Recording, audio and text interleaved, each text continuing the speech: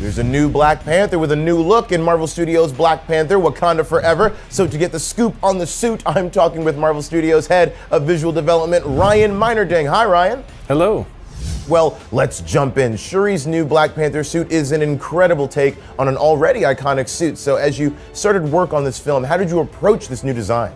One of the great things about Shuri in the first Black Panther movie was that she had like pretty amazing, iconic looks across the board. Some that Ruth Carter designed, some that the visual development team designed. We were trying to look at pretty early on with how to translate some of those things into the Black Panther suit. And I think with Shuri, we were trying to find almost a slightly more fierce look. I think we were trying to evolve her into a character where she was stepping into the mantle in a way that was tremendously her own. And that involved becoming a sort of more fierce version of Black Panther.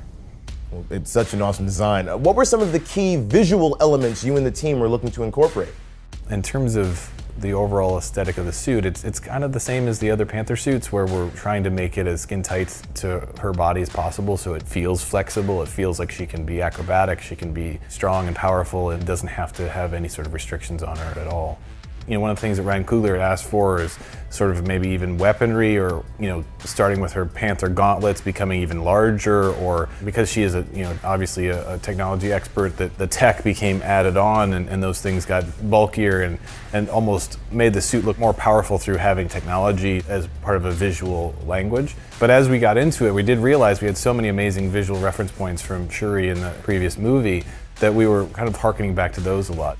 I think the biggest sort of change in the suit in the previous designs is fundamentally sort of the boldness of the design language, as well as the Panther gauntlets and a few pieces of gold around her shoulders that are a little bit stronger and meant to give her a little bit more of a shoulder silhouette than she would have had without them. Well, you packed so many amazing details into this suit. How many iterations of Shuri's suit did the team create before settling on the final design?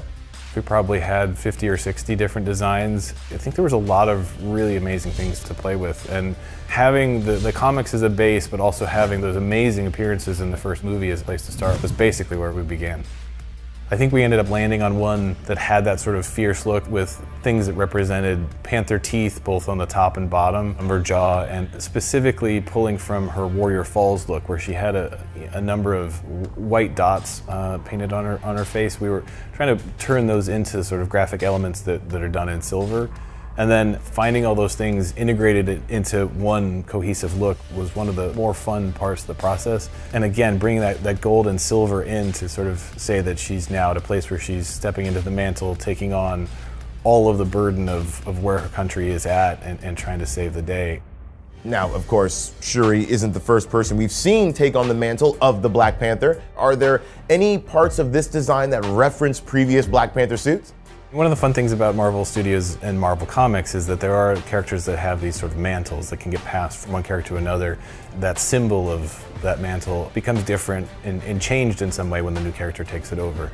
The suits that we start with end up meaning something, and then how they translate into the next film and the next film all seem to like become useful in the storytelling going forward. And when we were working on the Black Panther suit for Civil War, that ended up being sort of termed sort of T'Challa's suit. I think in the Black Panther movie, where T'Challa explains to Shuri that was what he had developed, and Shuri creates that suit in Black Panther, right?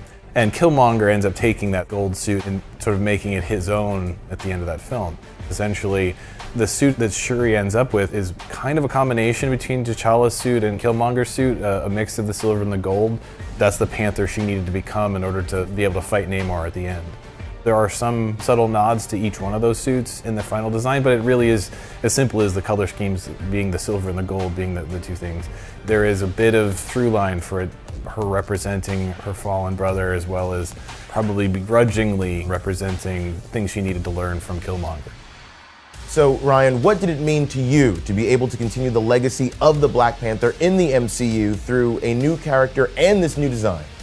The fact that we were able to work on Shuri in Black Panther and to see her sort of transition into a full-on Black Panther of her own in Black Panther Wakanda Forever, it was an amazing experience. Like the idea of watching that character take on a mantle, do things that she didn't think she could do, try to live up to her brother's memory. For me, it's to have been part of this journey of watching this character become beloved by the audience and the fans, and trying to figure out how Shuri can feel like she's taking that mantle and carrying it forward was an incredible experience. I am the Black Panther, and I'm here for retribution. Well, you and the whole team really did an amazing job, Ryan. Thank you so much for talking with us. Thank you. It was great to be here. Thank you so much. And of course, everyone, go experience Marvel Studios' Black Panther Wakanda Forever in theaters now.